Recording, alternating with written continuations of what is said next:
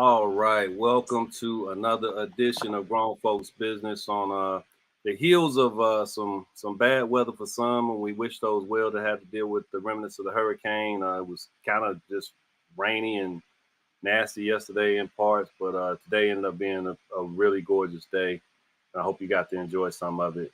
Um, just glad to have some of the faces that I find familiar and truly appreciate in the space. So Lisa, Jada Wayne, Celeste, Julian, Gregory, thank you all for joining in. Danya, doing what you do to keep us streaming in a smooth manner. So glad to be here, glad to share the time.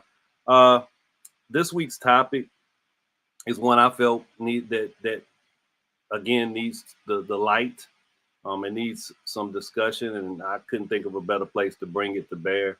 Uh, no safe haven. What is love and celebration without protection? Right before we came on air, um, we were kind of unpacking what I was going after tonight, and yes, I'm going to be making mention of what took place this past Saturday in Jacksonville, which was a racially motivated shooting. Three black people lost their lives due to the actions of a white supremacist who pronounced, as was done in other cases, as has been done in other cases, uh, his disdain for black people and his willfulness to commit violence against them. So that inspired the title, No Safe Haven, What is Love and Celebration Without Protection? Um, I incorporate the words love and celebration purely from a more symbolic perspective here, um, because there's also some psychosis associated with it. If those unhealthy relationships that exist, there's abusive relationships where the other person, one of the people professes their love, although they're treating their partner horribly. Um, so it's not a healthy love. It's not a healthy celebration because the celebrations are about things in terms of Black Americans that largely don't seemingly and statistically don't benefit the community when you scratch the surface. Economics is one of them. Justice and fair treatment is another. Um, Crimes such as this that have happened uh, more recently and over the course of our long history, more frequently towards Black Americans, still the pronounced um, legislation or bill that's passed that truly crystallizes some acknowledged need for protection remains elusive. This past shooting happens, and immediately we start talking about gun control or what people of color face. This guy, much like the guy in Buffalo, announced who he was going after and made it specific. The guy in Charleston some years ago. I mean, these things are done in a way that is specific to a certain group of people. Yet when they occur, we just can't stay focused. So you guys know I also do work in the racial equity space, and I felt compelled after what happened to include with some things that we had coming up in our ALC space. A word about our world is what I called it. So I'm going to read that. Hopefully that gives us full participation. And this is a human thing. This isn't just a race thing. Race is something America's made real, so we have to deal with it. But I want to talk about this as best we can and as much in depth as we can, because I know that's what we do in this space, and I'm so appreciative of being able to do so. So I'm going to read this note that I wrote, and we'll get started with our conversation right after. So it's hello, RELC members. The unfortunate events that took place in Florida this past week confirmed the need for endeavors such as the RELC. We have to be willing to be vulnerable with one another, to value our shared humanity, and to look back so that we can move forward together. Prayers and thoughts are not enough. active engagement is necessary. Black Americans remain the least protected group in our society, constantly failed by media and politicians alike, and relentlessly exploited by those who seek to elevate themselves over the collective. The Black American experience embodies the resilience required to idealize our world as we wish it to be, but your participation is required. We must acknowledge that the victims of the Wilmington Massacre, Tulsa Massacre, Charleston Church Massacre, Buffalo Massacre, and countless other atrocities are a specific group that needs protection and repair. The whataboutisms and the inability to focus solely on those who have brought this country closer to what it claimed to be at its inception must cease. We can do better if we choose to. It costs us little to try, but it could cost us everything if we do nothing. Just wanted to share that in this space as well, because I think, wherever we can show some camaraderie, show some love and adoration for one another that is indisputable, undisputable. It cannot be challenged here. Grown Folks Business is a place that I value for that. And I'm grateful. So with that being said, hopefully I've given you guys a better idea of where I want to kind of steer tonight's show. So I'll begin with Jay Dwayne. He's a leader in the space of all thoughts and things considering love.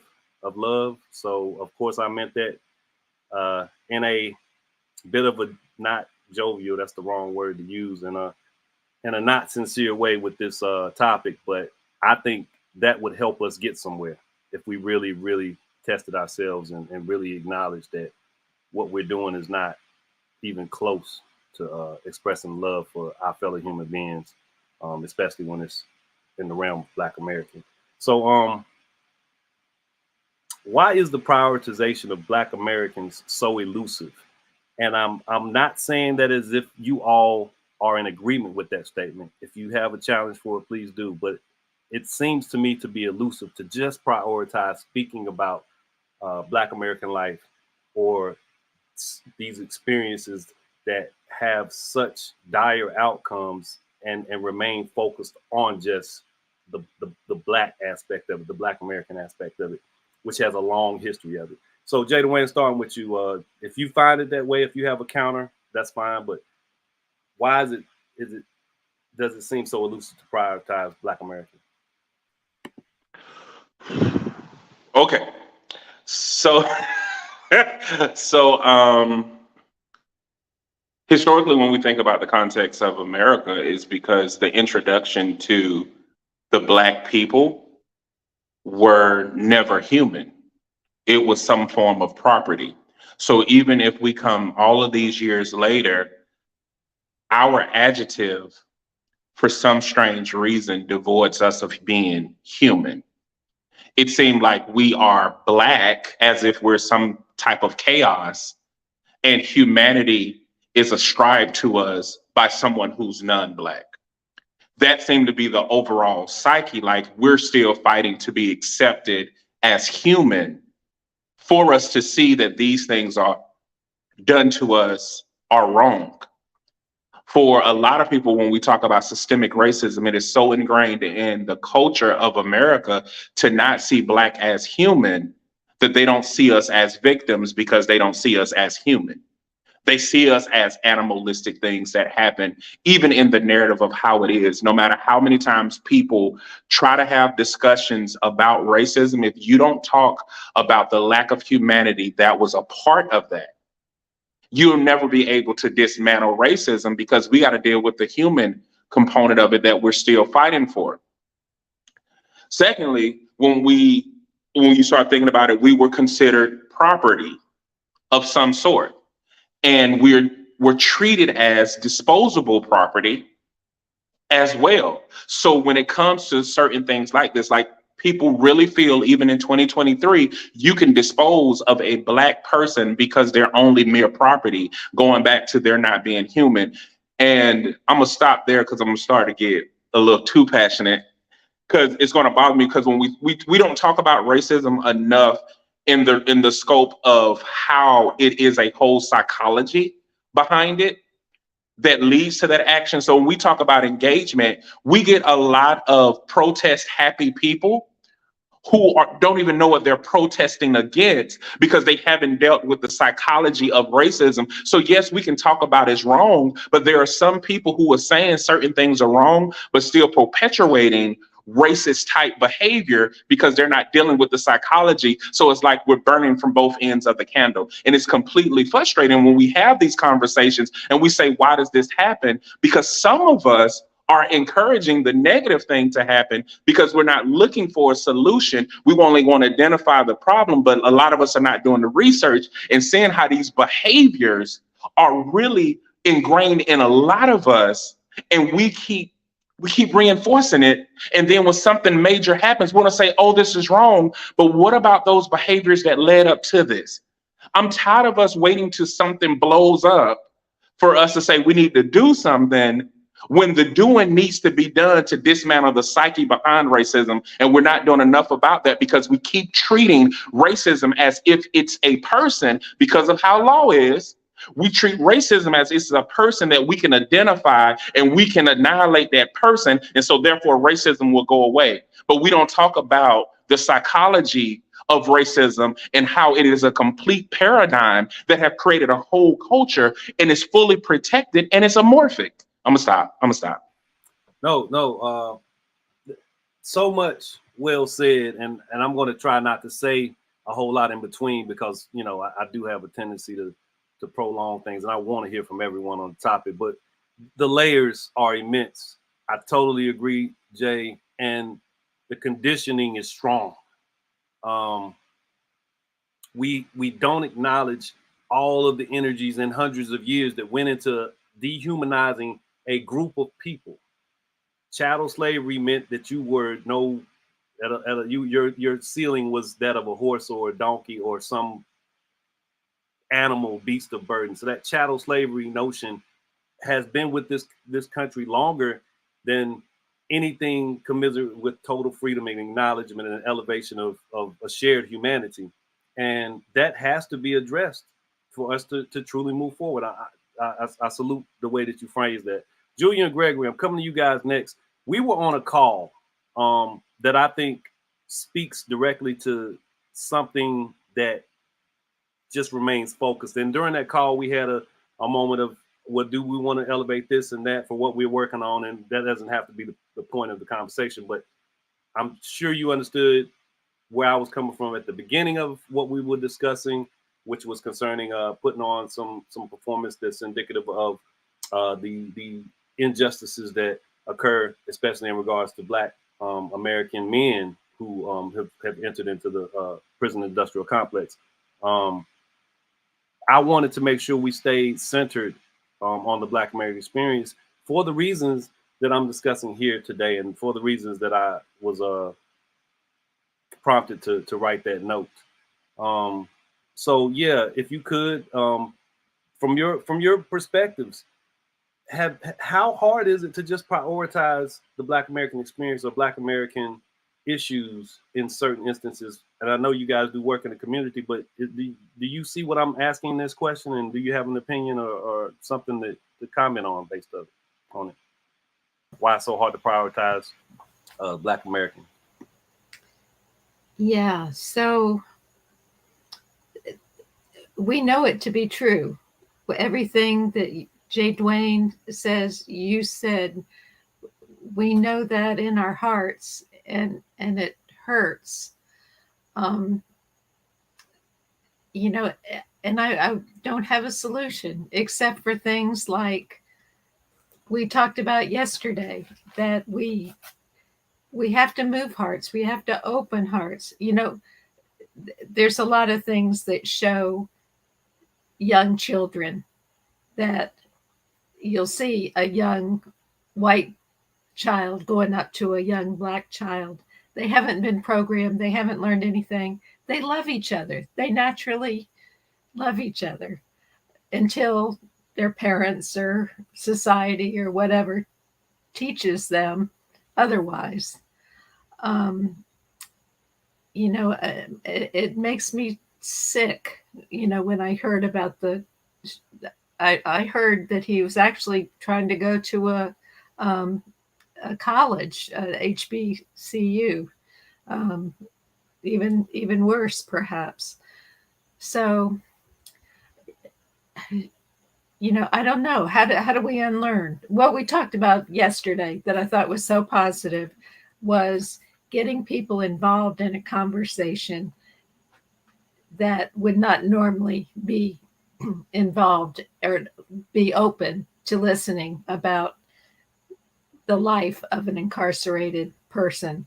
And what that does, we know that incarceration doesn't do anything. It makes things worse and worse and compounds the problem. So having DAs and law enforcement, at least part of the conversation, seems to be one avenue that we might be able to affect change. And I wish I had more solutions. Well, there's no easy solutions, is there? Felton, I'm not sure really how to respond to this. I'm going to focus maybe on one word that you use about celebration. I don't think we have to wait until we're perfect to celebrate. And I think it's in that celebration that we find hope and we find strength, and that we see the future a little clearer. We can celebrate what's not yet here, but what we can anticipate, what we can envision, what our imaginations, our creative imaginations can believe can occur. So I'm a believer in celebration. We don't have to wait till we're perfect to celebrate. And I found our conversation yesterday with the Modus Theater a celebration, because there were so many diverse and beautiful creative ideas. And we're moving forward. Every time we have a conversation like that, and people think about, wow, we can do that. We can do this. We can go to Chicago. We can go to Washington, D.C. We can go to Denver, and we can do this. And we can move hearts, as you said, Felton. We can move hearts, or Bob said that. We can move hearts. So one conversation, one Zoom call at a time, we can celebrate these small successes. So in that context, I'm in total agreement. I don't think the work gives quite the same satisfaction and recognition of purposefulness if we don't acknowledge the points at which, and if we call it celebration, we accomplish something, or we actually see that growth, or just have that shared experience that gives goosebumps for engaging, which you guys experienced when you guys went to the Modus play. I agree with it in that context. I'm speaking more so, Greg, as far as in this way that we acknowledge, part of what was taking place this past weekend was the 60th anniversary of the March on Washington, right? The celebration of these moments in our society that we are witnessing growth and progress. And it's hollow to a degree when you don't remain attached to the specificity associated with that growth and progress. That's what I mean. That the celebration of certain things becomes somewhat hollow and becomes more symbolic than it actually is of truly accomplishing something that is worthy of the celebration in regards to what was being accomplished at those points. The March on Washington was significant. It was a beautiful moment, and it showed so much promise. And it was celebrated in the way that you're saying, Greg, in that moment. It was celebrated to see that many people could gather for the purposes of elevating the status of Black Americans, elevating the social status, making sure that jobs were going to be available and protections in place. That was a beautiful celebration in regards to that. But we attach ourselves to that shadow while not actually doing anything more as profound as that. We've done that in the last, 20, 30 years. Is just let's make sure we recognize this moment, but we don't have to attach ourselves to it meaningfully. It's more symbolic. I'm sorry, you had so much you want to add? I'd like to, Felton, because celebration is not about the size of the celebration or the scope of the celebration.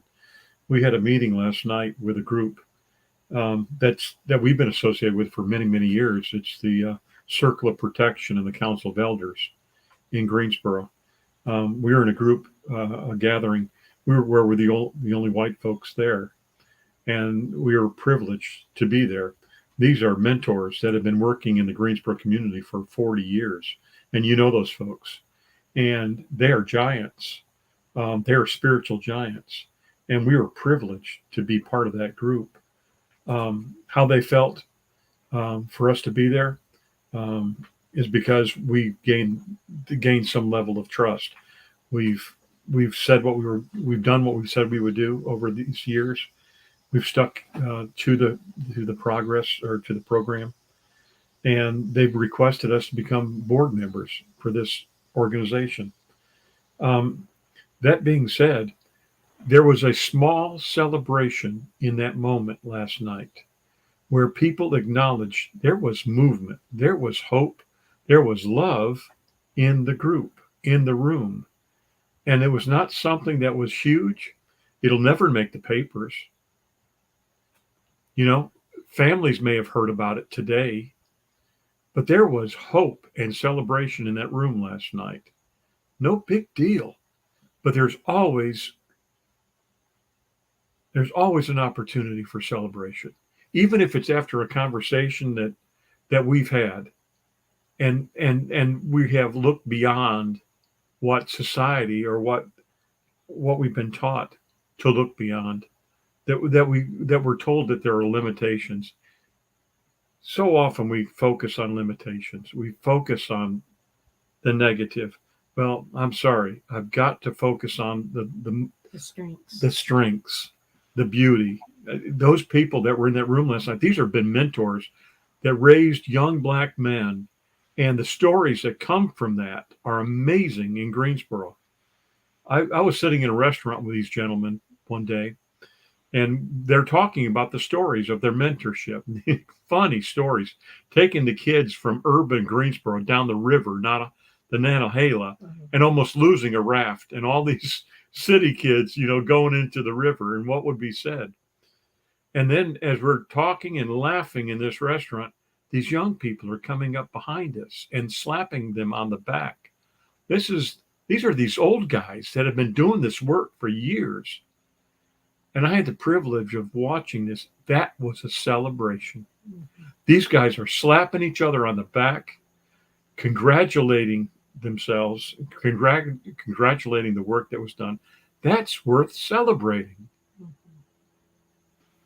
I do not dispute that. I hope I'm being understood as clearly as I possibly can, Greg. I don't have any issue with that being understood as celebratory.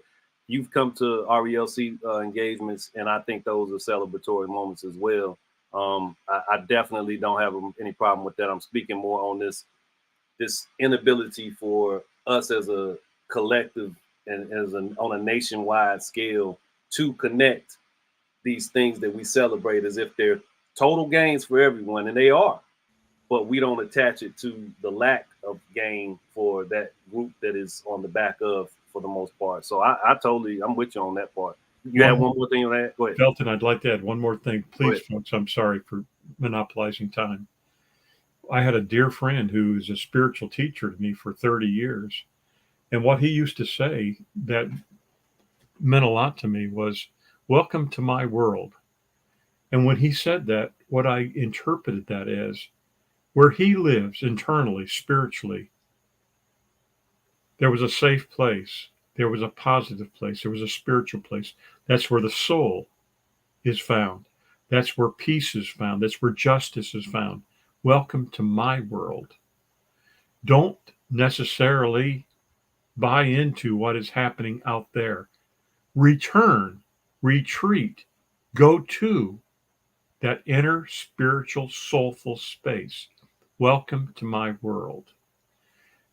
I took that and I understand it for myself. So I offer that thought. Welcome to my world.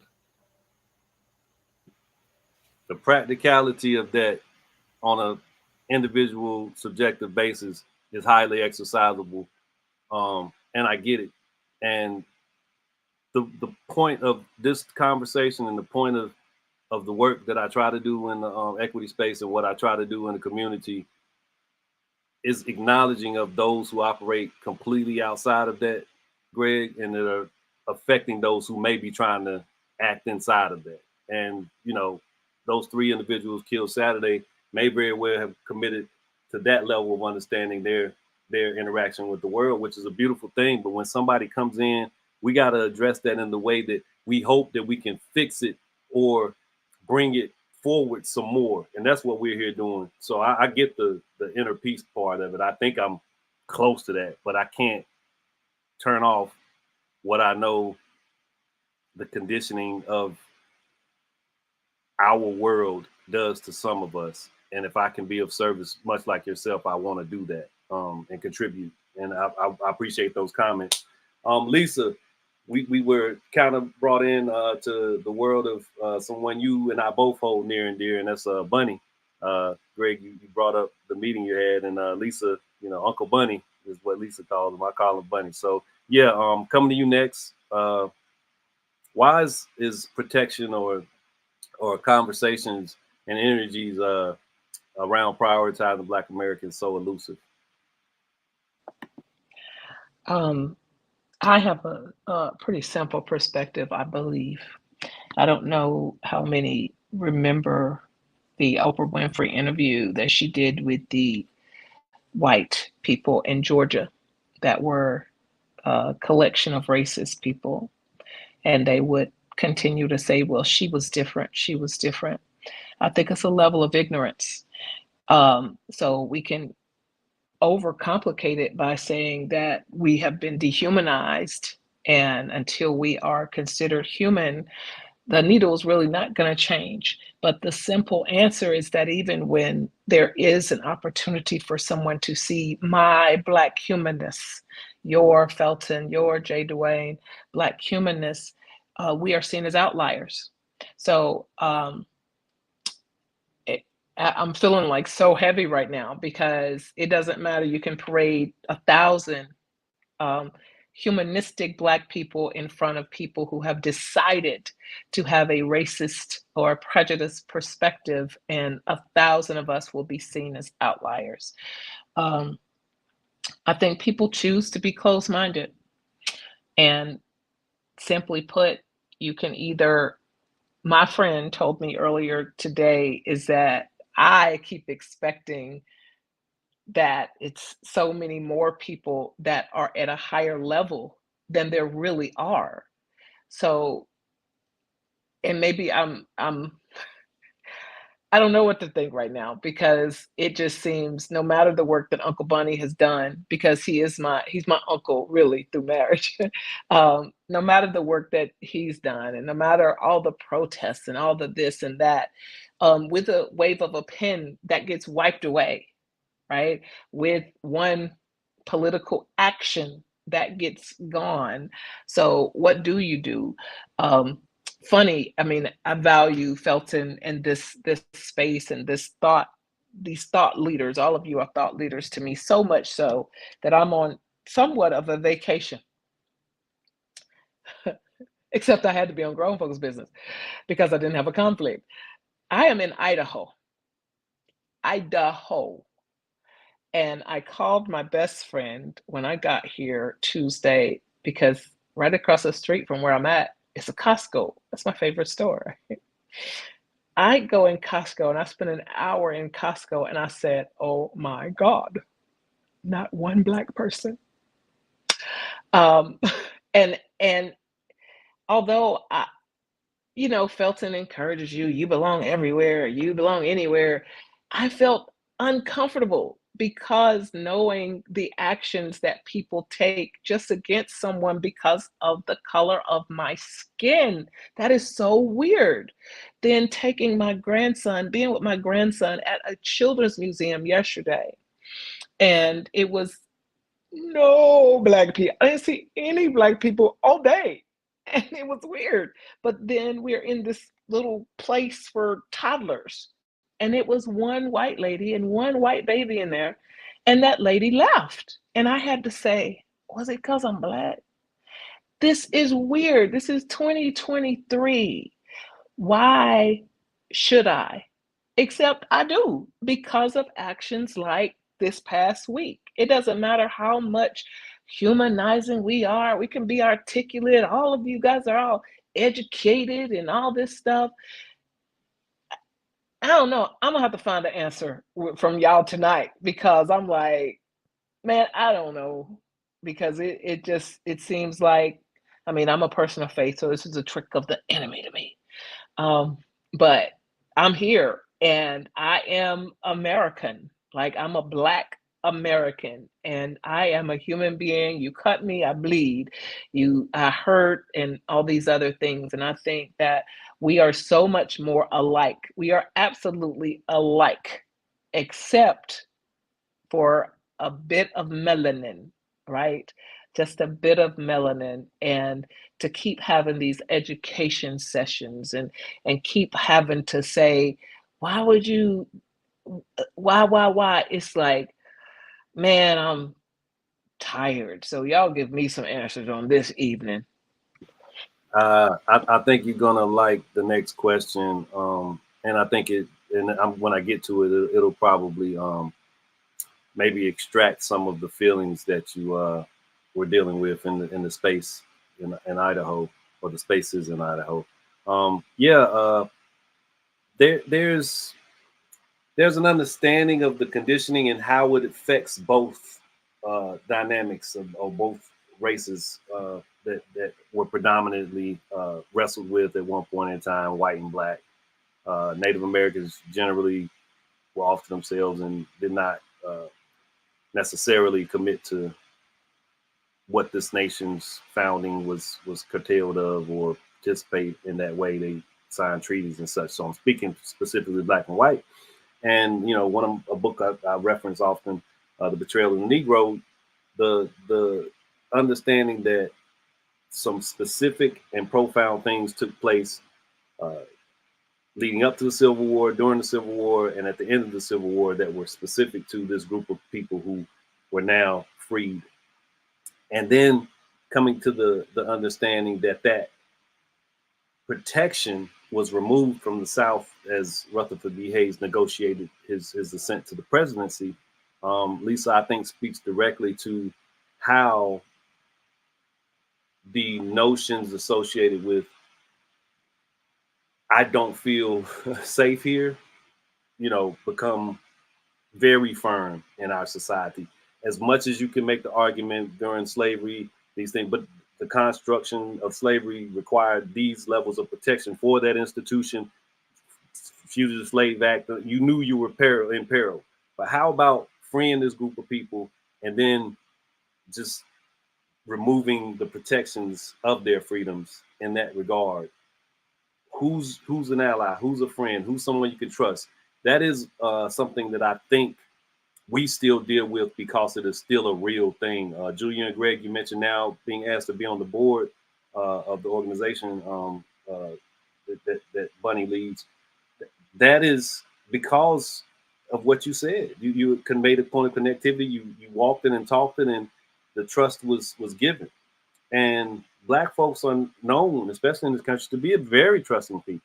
Dylan Roof, the piece of junk that pulled off that heinous act in Charleston, he was invited into that space. I mean, how wild is that, right? So, this is a heavy topic. I was, getting my thoughts together, and that's why in our behind the scenes moment, I got in here a little late.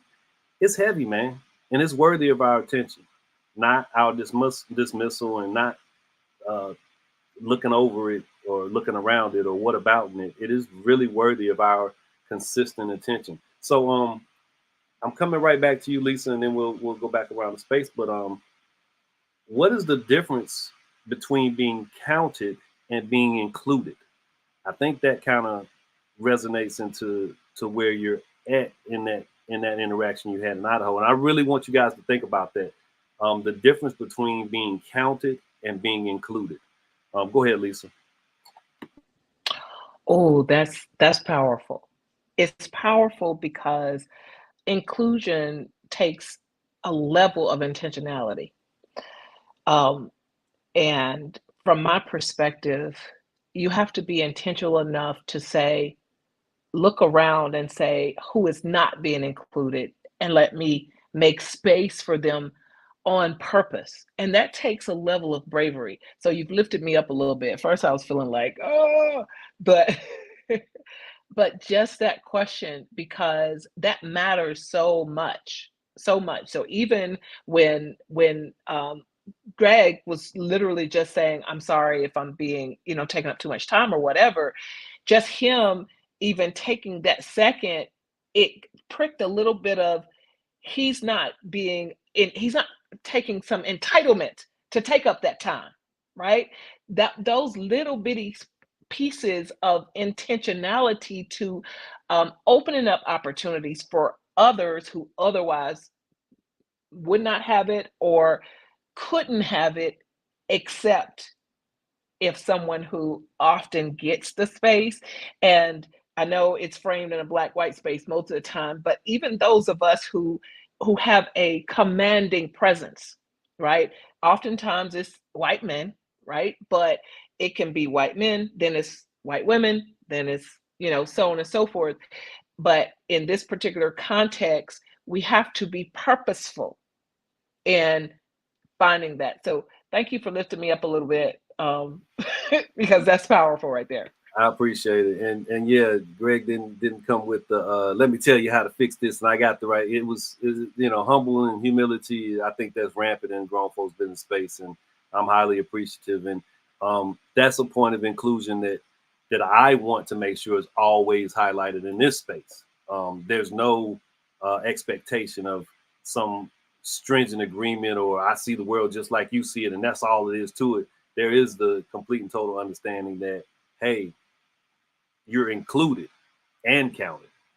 I appreciate you guys' participation. Celeste, I see you're back, so I'm going to give you a crack at the first question, and then we'll get to the second one that I've begun to go around the space with, and we'll just keep in mind our time frame. But I'm glad you made it back, and good to see you. I see you're in the house now, so Yes. unless your car is right next to you, you're in the house. So no, calm them down. Okay, so real quick, why is the prioritization of Black Americans so elusive? Jay Wayne stated earlier that it's elusive because Black people came over as property. And I feel like that needs a little bit more diving into, because Black people came over as property. Black people, the original slaves that were intended were going to be the indigenous peoples, the Native Americans. Indigenous peoples knew the land better than the white people that tried to enslave them. So it was easier for them to run away, escape, and essentially no longer be enslaved. And in a lot of cases, due to the heinous nature of what slavery was in America, Native Americans were not able to endure the chaos, the terrifying acts. It just did not go well between white people and Native people at the time. So they decided to use their neighbors, which they had known of for a long time, which was people in West Africa. East Africa, it wasn't going to work because of a situation between them and what was Western Europe and the Mediterranean, all of that. So Western slaves essentially were West African slaves were essentially able to endure the heinous nature of what slavery was going to be a little bit better than the original intention of who they thought would be the best slaves. It's hard for there to be protection, love, affection, those things, equality between the descendants of West African slaves and white people, because yes, they were property, but they never had any value except for what they could create in the fields, in the family, in the house. They were property that was there with only the intention to make more money for the people that had enslaved them. Their value was based off of what they could do.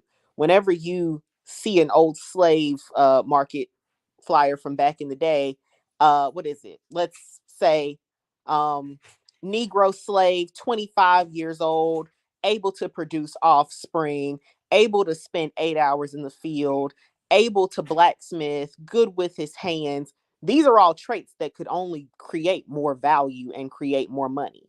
So for Black people in society, we are not valuable unless we are working, i.e., Black people tend to have lower wage jobs. Black people and now brown people are being incorporated, but still treated differently. And when it comes to Black people today, let's talk about the 14th Amendment and how Black people could again create value if they were incarcerated and became slaves. That elusivity of inclusion is because Black people were never supposed to be included to begin with. They were only supposed to be there to generate more wealth. They're only supposed to be there to create and stimulate the economy. People always talk about how the North didn't have slaves, this, that, and the third. The Dutch did have slaves. The Dutch invested in farms in the South to generate more wealth for themselves. Like, Black people are only there in a lot of people's minds as long as we are generating wealth. Like, we love to hear politicians and white academic scholars all together. Sorry, you guys, my dog is being a small crackhead in the background. He's doing a lot. He'll probably come over and say hi in a few. But when we, even white academics talk, when we listen to political candidates talk, they're talking about the low wage worker, the low wage worker, the low wage worker. And in a lot of people's minds, the low wage worker is the Black person. They forget that majority of low wage workers are white people, because white people still make up majority of the American population. But Black people have been put in their minds as the farmhand, as the house servant, as the person who's going to nanny the children, that I'm going to pay what I would say what my parents are in their 60s, and what my nana raised children for white people back in the day. And I believe she made like what, $30 a week. So this is why we are kept out of inclusivity, and it's so elusive to us, because we were never supposed to be included. We were there to stimulate the economy.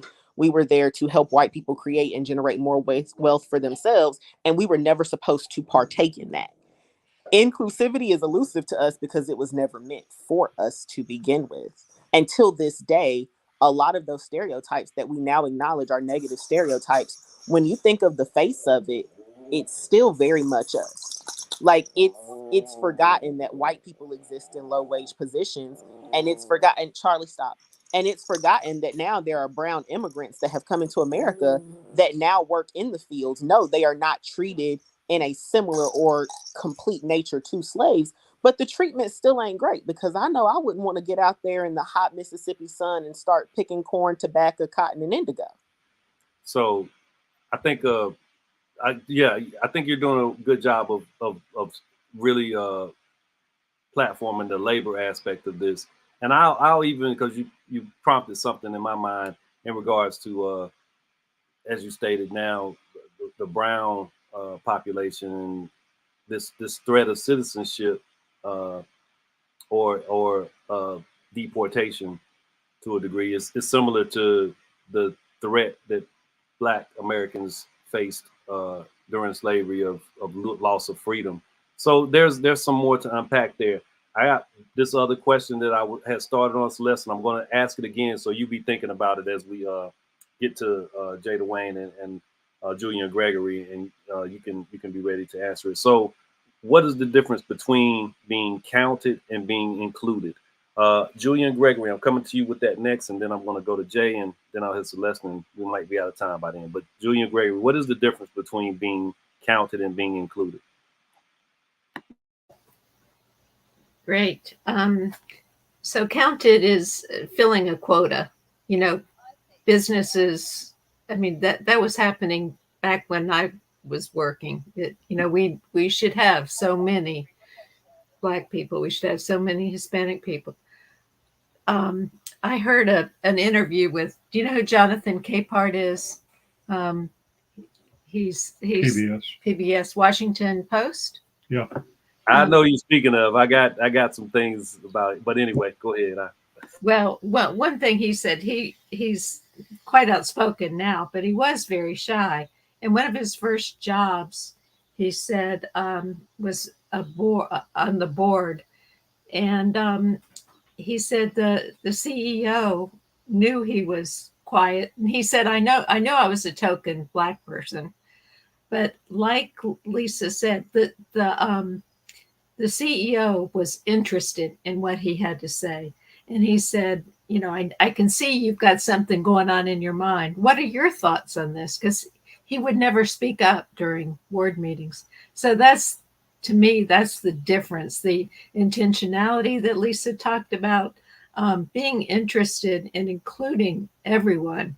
There's even some philosophies now that we should take the very lowest paid workers and match them with the top management and get their input on how things are going in the business. But you have to be interested. You have to truly be interested, and people can tell the difference.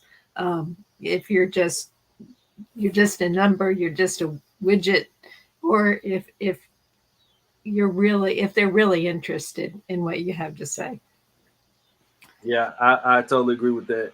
And I believe at points there's a intentionality when you elevate the person that totally understands that they're there to be solely elevated in the appearance, the optic aspect, as opposed to functional contribution aspect. So I like the way that you unpack that. What you got, Greg? I guess it's the best advice that I can give to myself,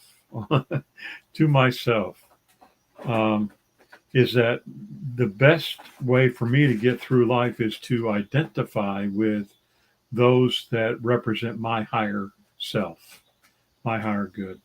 So if I've got a choice, I'm going to choose those who think with their heads and they feel with their hearts, and they give and they volunteer and they serve. And when I do that, I'm going to find myself surrounded by folks that I enjoy being with and that are making a difference. Like in the squares, and like we left the meeting last night with Uncle Bunny at the helm saying that was the best group of people we have been around in.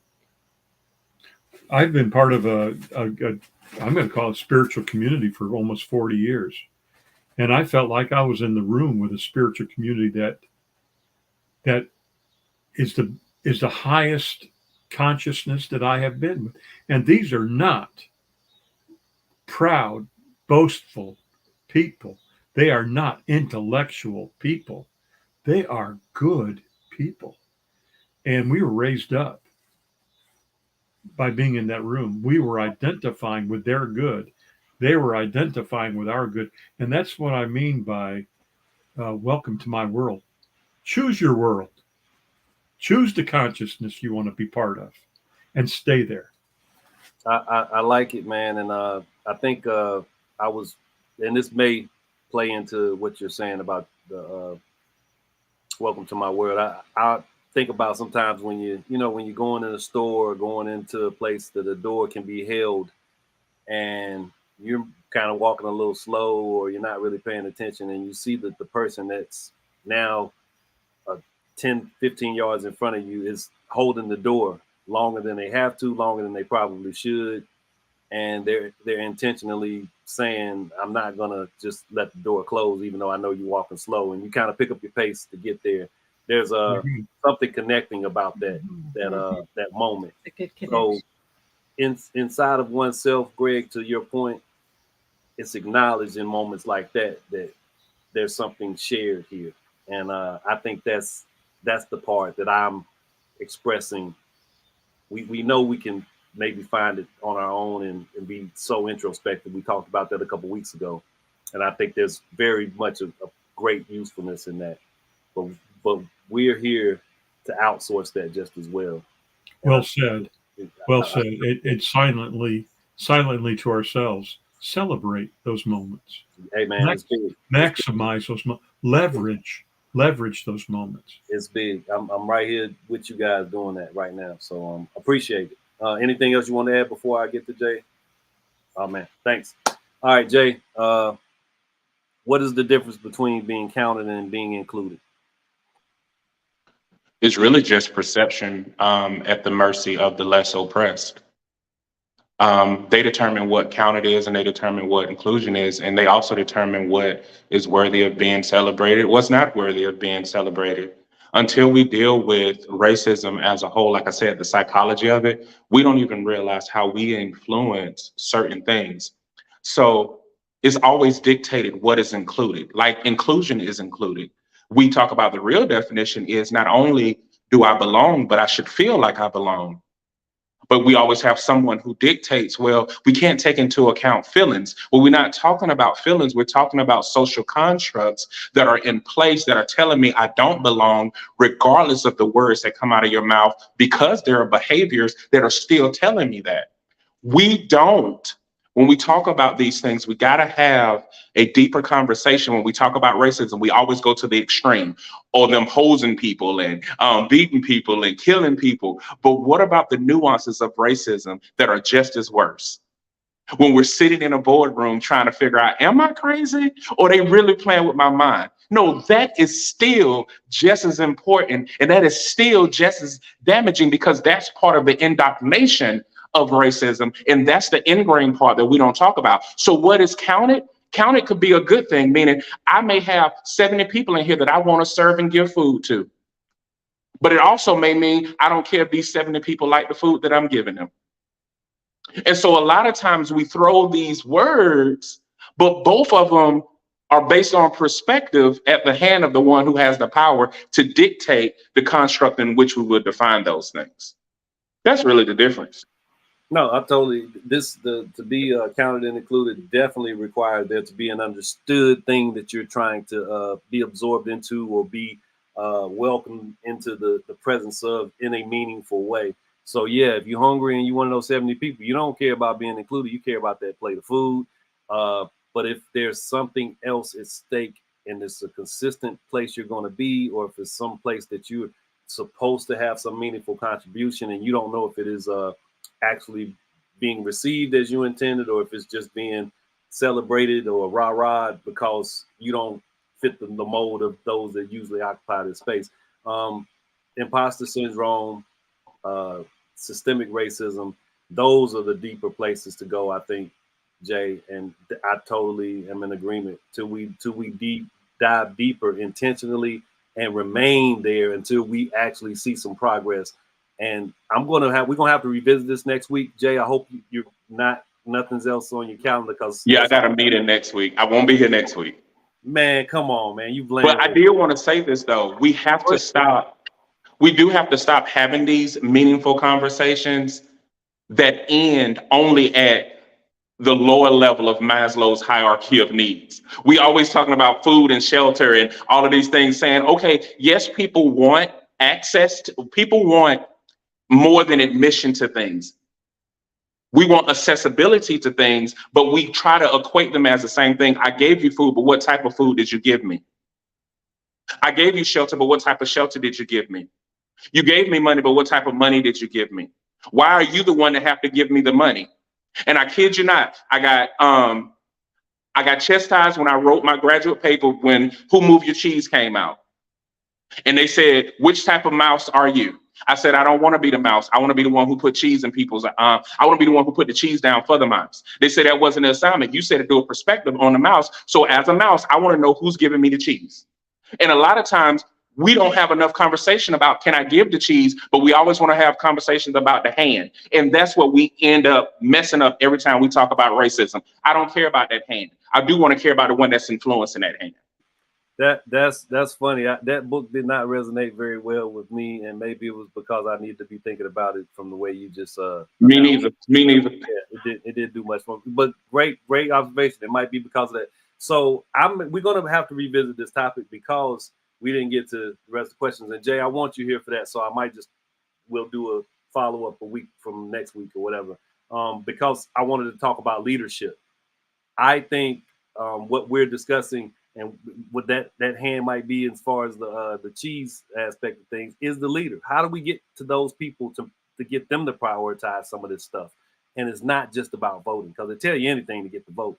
We got to find those leaders that actually hold our best interests at heart, and they do it on the way in, not just waiting for us to tell them what they need to say.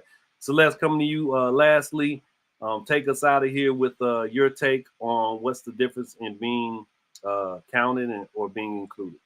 Okay, I was sitting here thinking of this the entire time because as soon as you said it, this is the first thing that popped into my head. The great compromiser, Henry Clay. Black people will count as 3/5 of a person. When they originally came up with Congress and the House of Representatives, the South wanted Black people to be counted as whole people. They were going to be counted, but they were not going to be included as citizens or have any of the rights given to citizens, although they were going to count towards the political body used to represent people, used to represent the country based off of how many people are in each district, which is why we do the census every 10 years. Black people were going to be counted, but they were not going to be included in any of the freedoms, anything that the Constitution granted them, anything that would benefit or better their lives. But they were going to be counted for power and power only, so that the South could out-leverage the North and essentially at the time have control of government, because the great compromiser Henry Clay would also come up with the 35th parallel compromise that would put a line going through what's now modern day Missouri and stop slavery at that point. That Black people were going to be counted, not included, because you want the leverage of having people counted when you want to expand your own power, when you want to expand your own influence. When you actually want to include people, it's because you actually want to do right by everyone. And doing right by everyone usually has to do with giving up some power. Why do you think Jeff Bezos isn't necessarily lobbying for tax codes to get changed in the United States? Why do you think Bill Gates, although he is a good philanthropist, he ain't never lobbied to get his more money taxed? Like, he ain't never lobbied for them tax codes to change hard. If I'm wrong, somebody cite me and put the source in the comments, but I don't know one cause I do not know one cause in my lifetime where Bill Gates has ever said, yeah, go ahead and change the tax codes. Let me get taxed at the rate I'm supposed to. When I make $25 billion in a year, go ahead and take 5 or 6 billion of it.